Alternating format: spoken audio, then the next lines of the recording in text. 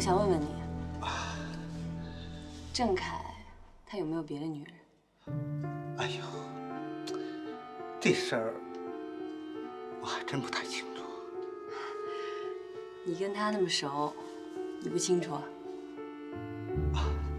我是一向很尊重郑哥，所以郑哥的私生活我一向都是不打听的。我想，他不会有别的女人吧？他没有跟你提起过有别的女人？没有。不过，他一直做生意，有的时候做生意的时候逢场作戏也是有啊。但是要是养一个女人，我想不会吧。夏梅，我知道这个时候我问你这些问题不太好，但是我们也是为了把郑恺的死因尽快的查清楚，希望你能够理解。理解啊，当然理解。所以，刚才那个黑衣服的女人，她到底是谁？我希望你不要瞒我。我真不认识。他就是郑哥的一个朋友。在郑哥的房间里，我见过他一次。那郑哥就说他是一个客户，我也就没有过多的去问。那你有他的联系方式吗？没有，我就见过他一次。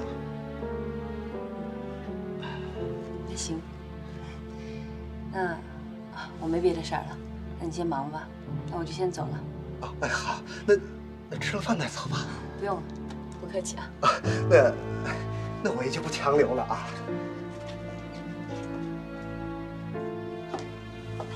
单伟，这钱是谁留下的？我一摸好几万呢。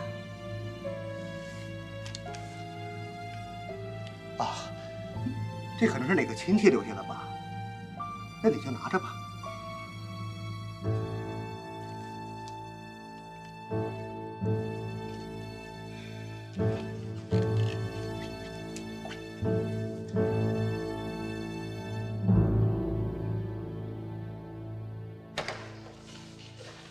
回来了，去郑恺家了。去了。怎么样？调研的人多吗？嗨，遇到要债都堵到家门口了，幸亏这个单伟在，把郑恺的钱给还了。哎，要说人这哥们儿是真仗义啊，10几万那叫。10几万啊？全是单伟替郑恺还的啊？哇！哎，有没有什么其他发现？我觉得有一个女的挺让我怀疑的。单伟说他是郑恺的一个客户，但是我觉得他看上去好像和郑恺关系很不一般。怎么了？他没有祭拜郑恺，就是让单伟给顾敏一个信封。我总觉得单伟好像在替郑恺隐瞒些什么东西。客户？朱队，你不会让我们把郑恺的客户全查一遍吧？哎，宝，这个任务就交给你，到郑恺公司去，把所有的女性客户的资料全部都调取出来。郑恺这么多客户，怎么查呀？网织的蜜，真就跑不掉。哎，宝，其实也没有什么难的。芳姐见过那个女的，范围已经缩得很小了。又是个桃色案件。真是有多少花心的男人，就有多少受伤的女人啊！又感慨。进来。哎，你找谁？我找一下方警官。顾敏，有事儿吗？进来说。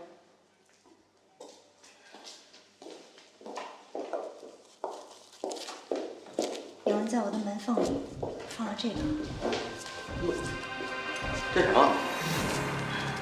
你们看一下吧，也许对你的案子有帮助。成功。好。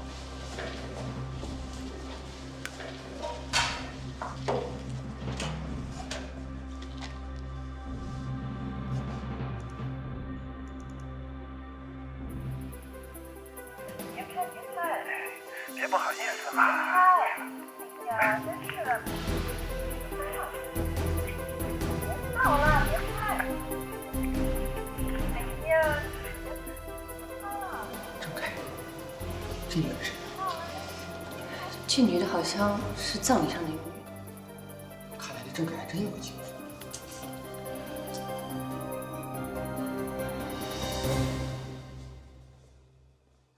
顾敏，你是说这个碟子是有人从你们家门缝塞进来的？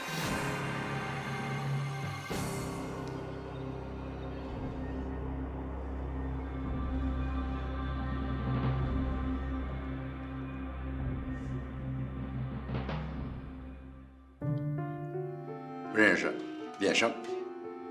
那其他员工呢？其他员工那我就不知道。你把他们都叫过来看一下。现在公司都解散了，我叫谁呀？曹总，他们来不来是他们的事儿，叫不叫可就是你的事儿。我们是在办案，希望你能配合。你这不是为难我吗？别不好意思嘛。哎呀，真是的。别闹了，别拍。哎呀，别拍了。别闹了，别拍。哟，郑总还有这手呢，嘿。这妞条不错呀，妞还挺害羞的呢。让你们这人呢，你们看啥呢？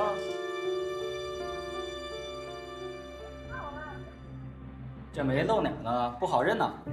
就是，光看身材看不出来呀。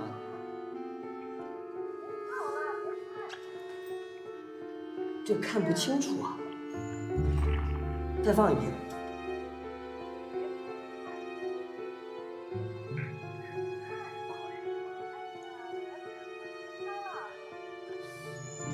我好像有点印象哎。看，前面再放一遍。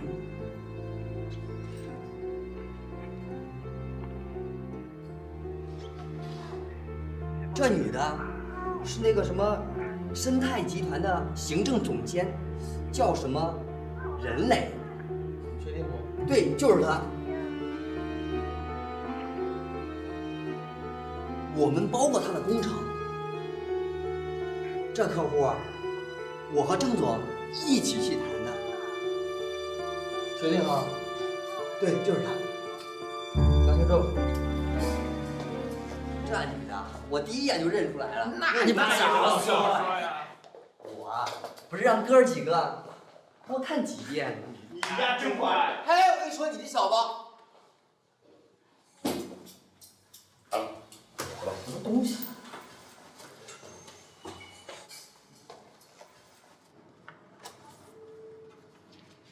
任磊，请这么长时间假去哪儿玩啊？还没想好呢。任姐，准备去多长时间啊？我们会想你的。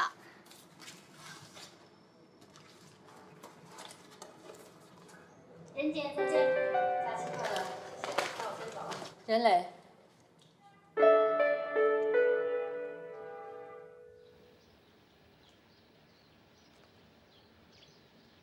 我和郑凯确实是那种关系，哪种关系？情人关系。调研郑凯的那天，你是不是也去他家了？去了。郑哥是个好人，他走后，他老婆的日子不太好过，我就拿了5万块钱给他。对不起他们母子。3号那天，你有没有去过宝城宾馆去找郑凯3号？就是郑凯出事的那天。没有。没有。本来是打算要去的，我都请好假了。可是后来我儿子在幼儿园出了点事儿，就没过去。没想到，就在那时候，你儿子那天出了什么事？他和别的小朋友打架，把人家鼻子给打破了。然后你就直接去了幼儿园？对，还带那孩子去了医院。几点钟去的？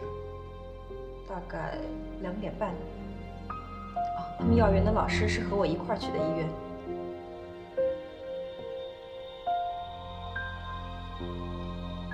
你和郑凯认识多长时间了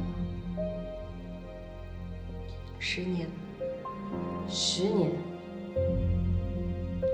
我和他是大学同学，那时候他比我大3届，我们在学校的时候就在一起。本来都打算大学毕业以后就结婚，可是我的父亲坚决反对，说我们2个命相不合，硬让我嫁给他战友的儿子，也就是我现在的丈夫李成。就这样把我们2个给拆散了。可是这么多年过去，我始终觉得和郑恺在一起才是真正有爱的感觉。不过也怪我自己，当初没有坚持。后来郑恺也结了婚，可是他始终都是我最爱的人，我爱他胜过任何人。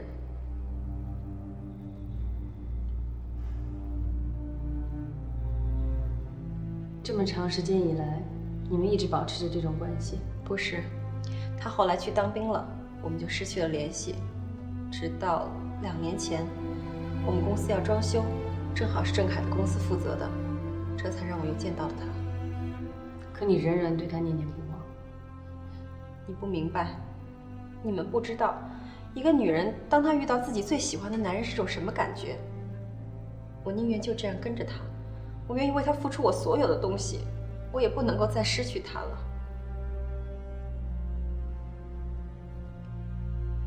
你和郑恺认识那么长时间，有没有发现他有什么病？他有高血压，心脏也不是很好。不是这个。你有没有发现郑恺有性功能障碍？没有啊。那你有没有见过他吃过一些辅助性的药物，比如伟哥？没有，那种东西对心脏不好，他从来不吃。那个 DVD 是什么时候发现的？就是今天早上在这埋放的。警察，你们抓到那个女人了是吗？你们一定要抓到她，就是她害死的老郑。现在没有证据，不能乱说。就是她，就是她。我们知道了，来吧，走去看一下小区监控录像。好，我们先走了。你们一定要抓到她，就是她害死的老郑。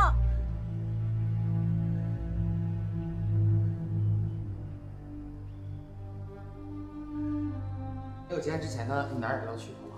然后我们会随时找你配合我们调查，好不好？好，谢谢啊。我一会儿会乘风去幼儿园确认一下人磊接孩子的时间。我就觉得奇怪了，既然人磊没有去赴约，郑恺为什么还要吃伟哥？难道郑恺还有别的女人？不过从郑恺的自拍视频来看，画面非常的模糊，好像是用手机拍的。手机？对。哦，对了，郑恺的手机到现在还没有下来，到底在谁手里？这个人肯定同时认识人磊还有顾敏。哎呀，看来这事还挺复杂。所以这个案子我们还得抓紧啊。好。哎，芳姐，你觉得人磊有问题吗？有没有问题，我们回头去幼儿园查了就知道。只是我觉得这件事情真的没有那么简单。那在人磊眼里，那郑恺简直就是一个男人。周队，查到了，从顾敏家的监控录像里发现，送光盘的就是单伟。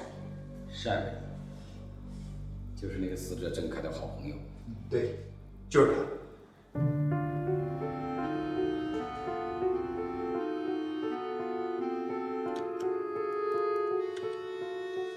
周队，你看，这是顾敏家楼道的监控录像。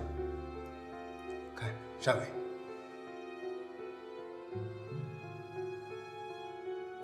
这么说，是单伟给顾敏的光盘，而郑恺的手机在单伟的手里。那单伟为什么要这么做呢？那就要问单伟本人了。杜飞，你跟陈工马上去一下保证品。好。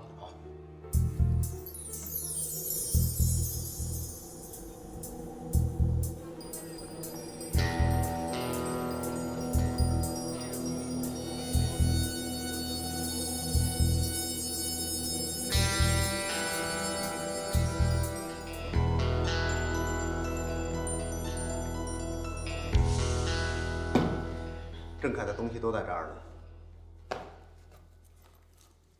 这是手机，那段录像就是从这里面发现的。我也是出于好意。你们就是不找我，我也会来找你们。我这几天就寻思着，这东西还是交给你们比较好。那你怎么不早给我们呀？山梅，现在郑恺的死有很多疑点，我希望你能够聪明一些，不要给我们耍什么机灵。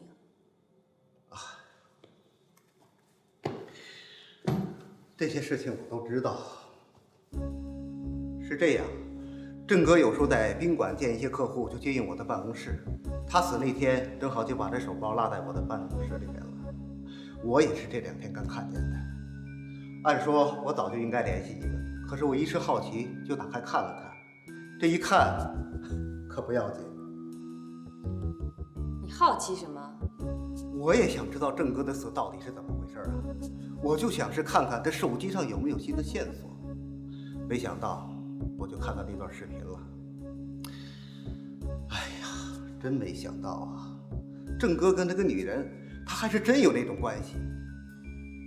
还是这位方警官有经验。我记得葬礼那天，方警官就跟我提过这个事儿，我当时还没太在意。那你为什么要把这段视频给顾敏看？你想，郑哥已经死了，可嫂子还不知道他在外边有情人。哎，那个任磊他还活得有滋有味的。我是替顾敏抱不平。这么说，你还觉得你做了好事了？我知道，我做这些事的方式方法有些不对头，可你们找我的时候，我正想把这包给你们送回来呢。真的，我就是觉得对顾敏太不公平。那我问你，郑恺出事那天，你到底在什么地方？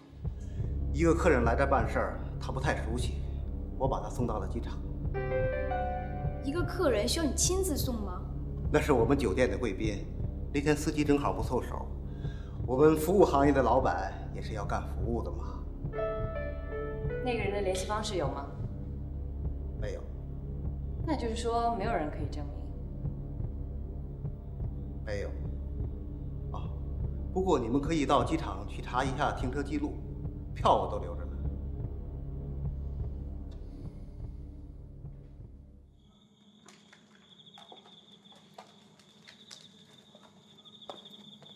最近啊，我知道，我哪儿也不去，只要是郑恺的案子，我随叫随到。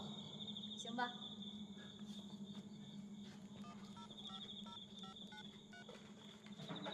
喂，我找顾敏。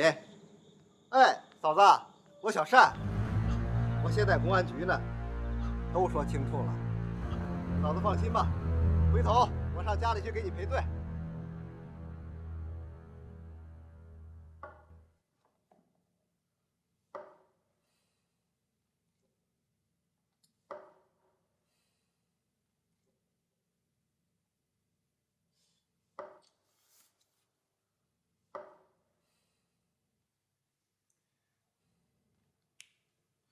也许咱们一开始就搞错了，压根儿就是吃药不当导致的意外死亡。去，别瞎说。我们是不是把思维放开？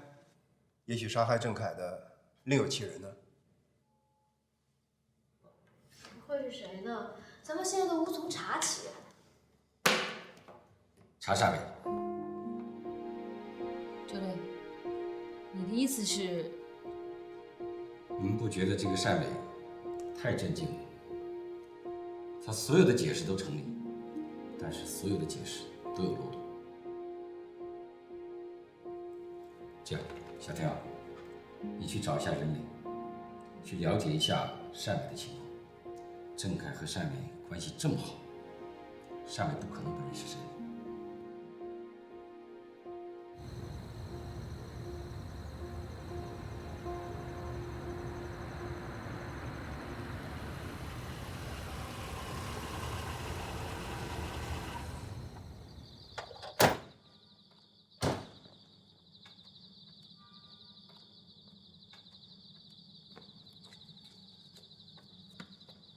这个不要脸的，你竟然勾引我的老公！你说我是从什么时候开始的？大嫂，您冷静一点。我冷静？你把人都害死了，我怎么冷静？你说，你杀了我！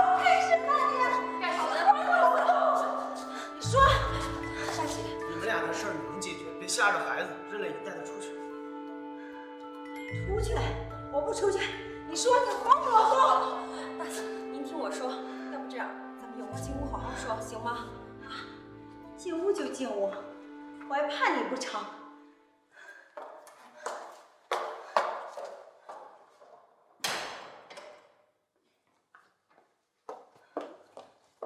警察，你们是来抓他的吧？你们快抓他呀！顾明，有什么话你慢慢说好吗？我们已经查清楚了，任磊跟郑恺的死无关。郑哥已经走了，你也不希望事情闹得沸沸扬扬的吧？再说事儿也不是你想的那样，我和郑哥他……你别一口一个郑哥的，你说，你什么时候勾引我老公的？要不是你，他也不会偏让我们就这样走了。警察，快抓他！顾明，你冷静一下行不行啊？我们来找任磊是想跟他了解一些情况的。成功，带他出去。走。我不走，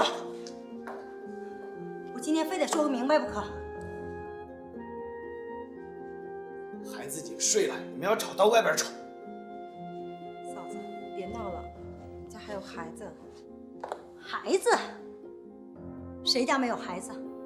我的孩子现在连父亲都没有了，你知不知道？哎，顾明，你要是再闹，请你回警队了，不要妨碍我们办案。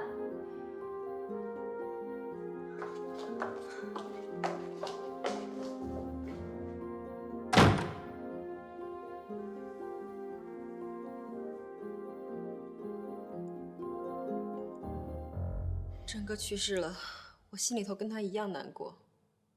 他今天下午就去单位找过我，没想到晚上找到家里来。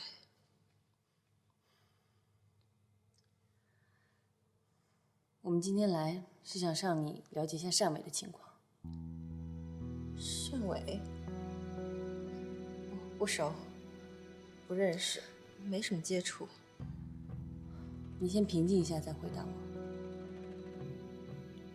我只知道他是郑哥的朋友。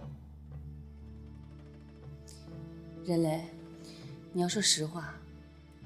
现在郑恺的死有很多的疑点，我们正在全力的调查。我希望不管你知道什么，如实的告诉我。单伟他，我只是常听郑哥提起他。你去找郑恺的时候都是去宝城宾馆，而单伟是宝城宾馆的总经理，你们应该不会陌生吧？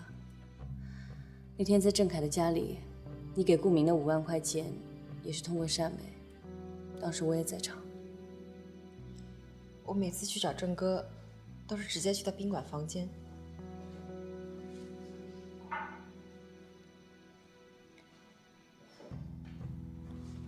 很少碰到单伟，方警官，您别问了，我跟单伟真的没什么接触。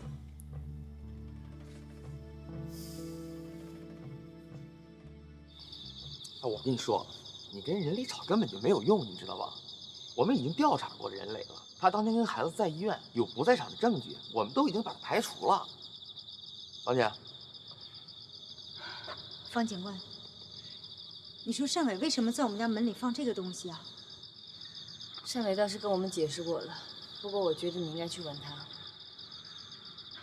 可是不管怎么说，我觉得单伟都是个好人。郑恺和单伟有矛盾吗？矛盾？不可能。单伟和郑恺关系非常好，而且郑恺死后，所有的账都是单伟还的，而且他经常往我的账户上打钱。你怎么知道他往你账户上打钱？因为最近我的账户上总是出现很多钱，每次都是1、2万。都是单伟打的？不是他还有谁啊？对了，方警官，郑恺的这些丑事，真是气死我了。你们能不能替我保密呀？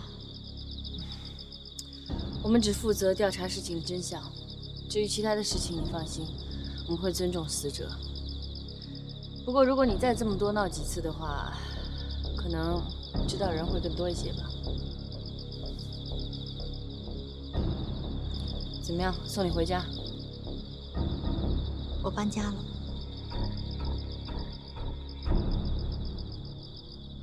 啊，啊，我刚在银行出来。对，啊，顾敏最近有3笔汇款到账，总金额5万。啊，哎，球队，你猜给他汇款的人是谁？什么？任磊？对，顾敏一直以为是单伟悄悄给他寄钱。为什么会是任磊呢？汇款日期是什么时候？就是最近。那也就是说，顾敏经常去找任磊闹事，但是任磊反过来给他寄钱。对，我觉得也挺不可思议的。哦，对了，顾敏把原来的房子卖了，卖房子的钱都用来还了债，还有之前单伟帮他还的那些欠款，他也都还给单伟了。对，查到了。3号那天的机场停车记录，单伟的车确实出现过，这是记录单。喂，刑警队。喂，任磊。任磊，喂。挂断了。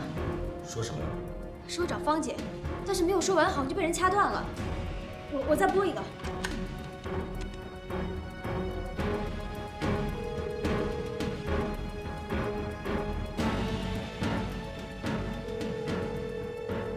没有人接。行了，不打了。你们2个马上去人力。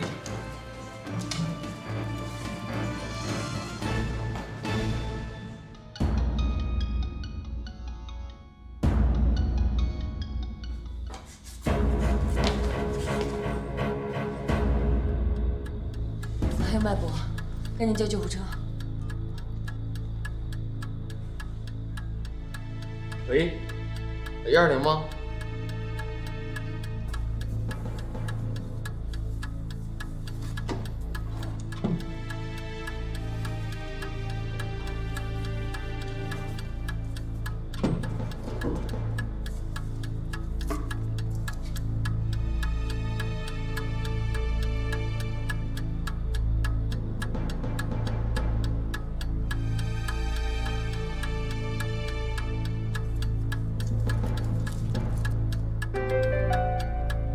凤姐，收起来。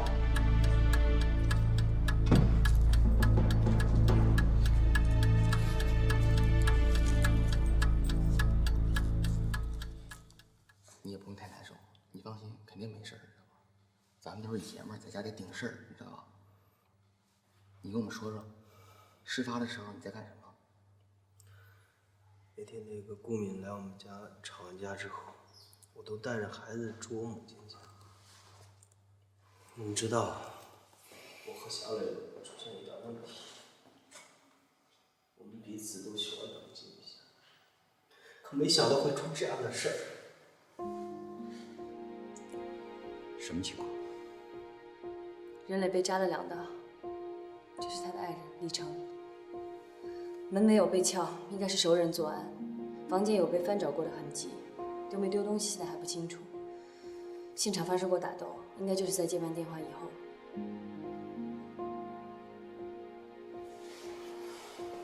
你好，这是刑警队周队。你好。出事的时候你在什么地方？我一直在我母亲家。当时在做什么？我在楼下小区下棋。怎么？你们怀疑我？你回家去了吗？没有，我接到电话就直接来医院了。我们家里面邻居都能证实。拿出来。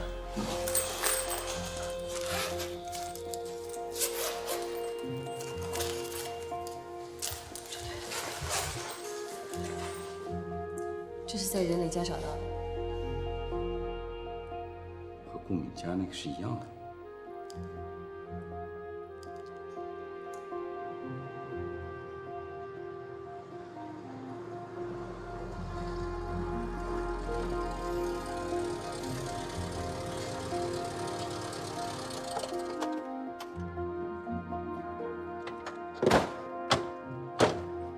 就对，应该就这儿。他刚搬的家。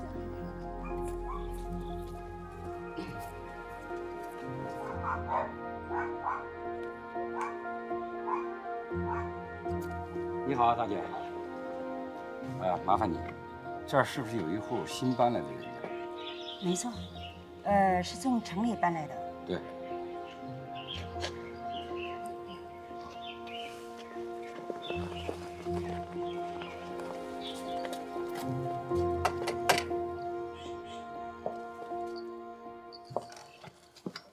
你好，顾敏，跟我们走一趟吧。怎么了？出什么事儿了？任磊出了点事儿，请你协助调查一下。走吧。走。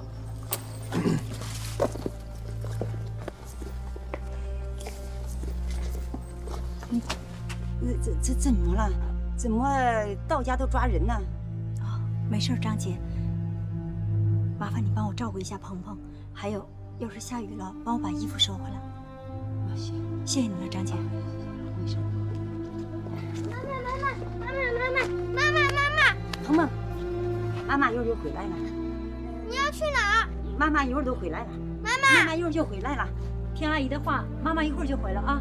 妈妈，听话，鹏鹏。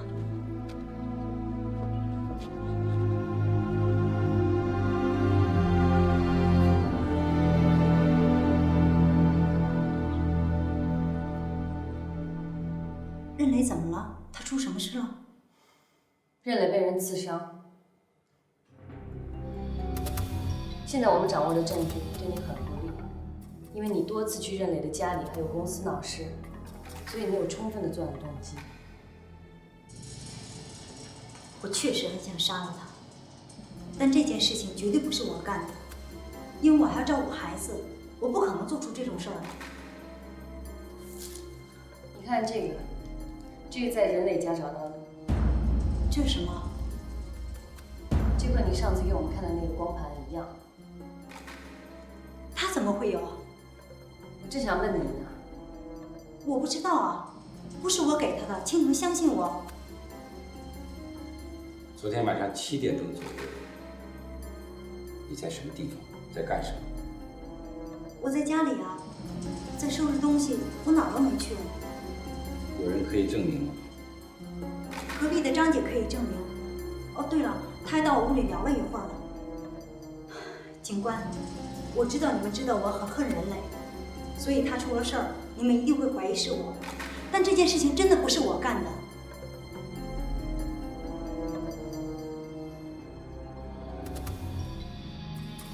警官，我问一下，他现在情况怎么样了？还在抢救。真是恶有恶报啊！我知道，早晚会有人收拾他的。让我告诉你，其实他曾经帮过你。帮我？哼！帮我把丈夫害死，帮我把家拆散。你还不知道，他也很同情你们母子。这段时间你收到的汇款都是任磊给你的，包括葬礼上那5万块钱，也是任磊给你的。你说什么？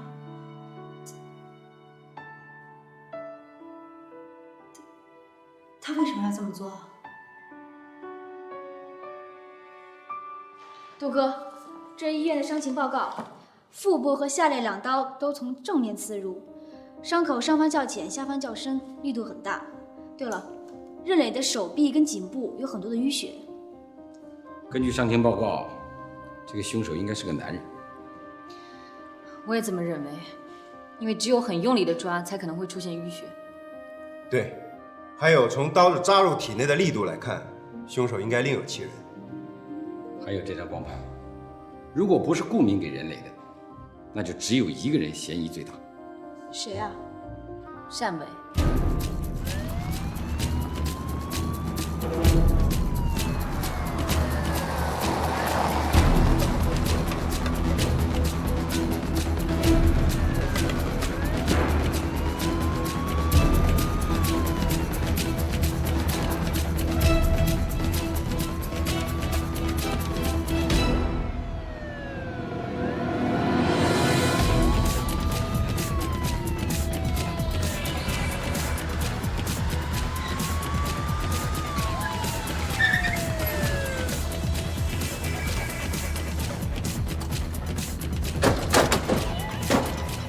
好，周飞、阿宝，你们封锁后门，来吧，走。哎，你好，你们是？带我们去见单总。非常抱歉，我们单总这会不在。给单总打个电话。不必了。走吧。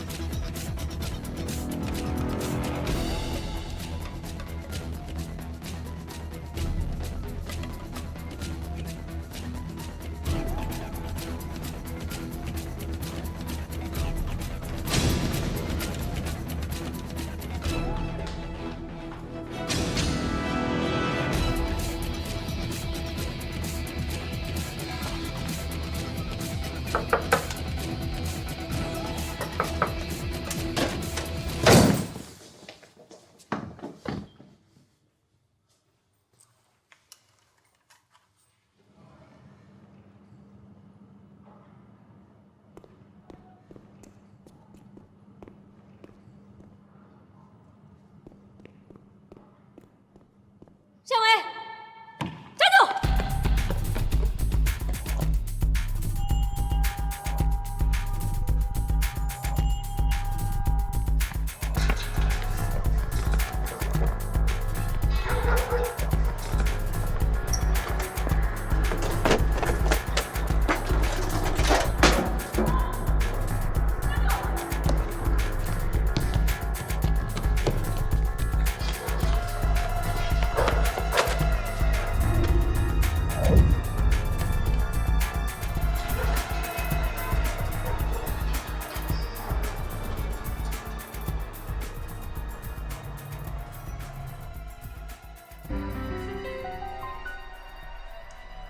你们为什么抓我？你心里不清楚吗？我不清楚。人类被扎了2刀，你不清楚？这和我有什么关系？我跟你说啊，你少在这装傻啊！我最后一次见到任磊是在郑凯的葬礼上，已经有好几天了。这事和我有关系吗？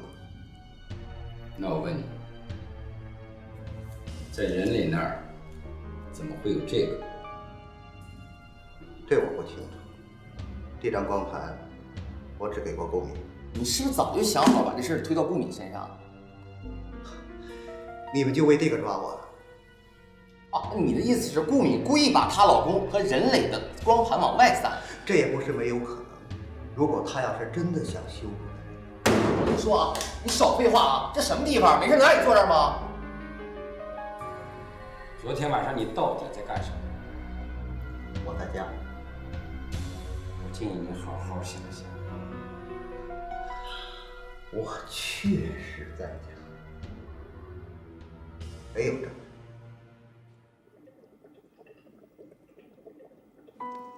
医生，他什么时候能醒过来？这说不好，还好送来的及时，暂时没有生命危险，但是有一处刀伤直接损坏了神经，有可能造成终身昏迷，也就是说植物人。多希望他现在能开口说话。他醒过来的可能性有多大？这说不好。拜托你们了。不客气。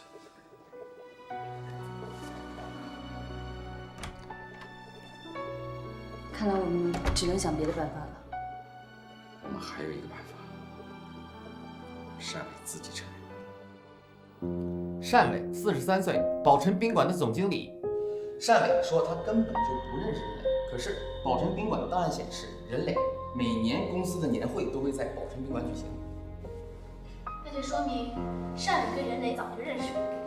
任磊作为他们公司的公关主管，他怎么可能不认识单伟？这么说，单伟跟任磊一直在说谎，他们之间肯定有什么事儿。周队，外面有人找你，说是来自首的。让他进来。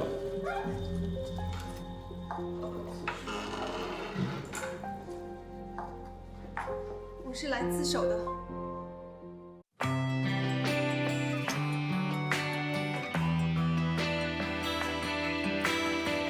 没有什么值得我去为他而难过。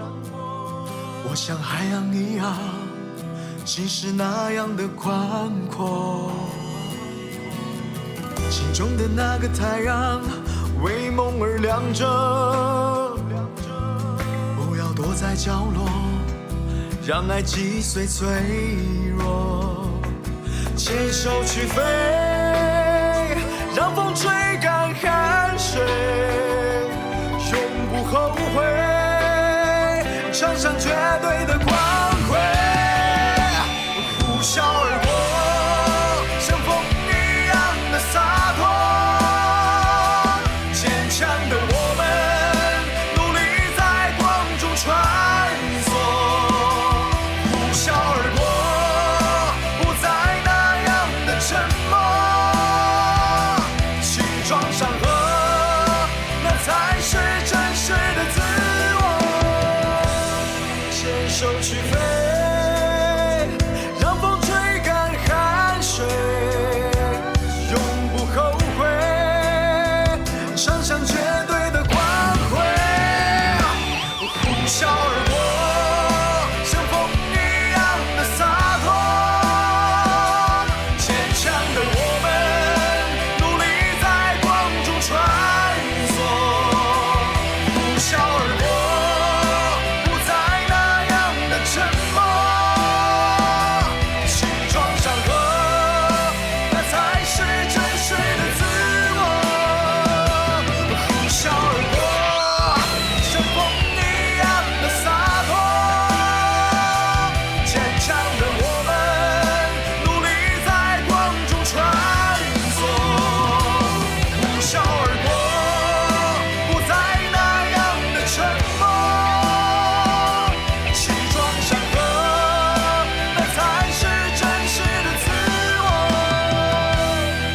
撞上河，那才是真实的。